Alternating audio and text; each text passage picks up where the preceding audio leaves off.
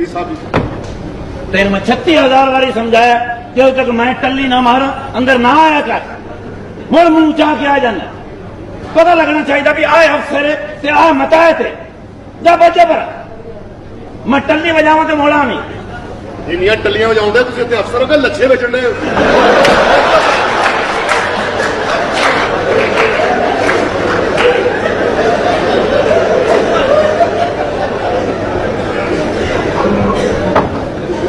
उसका senior junior का हया ही मौके कम से कम एहसास होना चाहिए कि अफसर है कोई एफिशिएंसी कोई डिसिप्लिन मुंह चाह के चोर पेंदे ने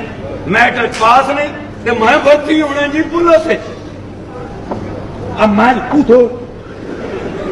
दलील दे बचियो तारा नंगियां रखियां ने अब वजीर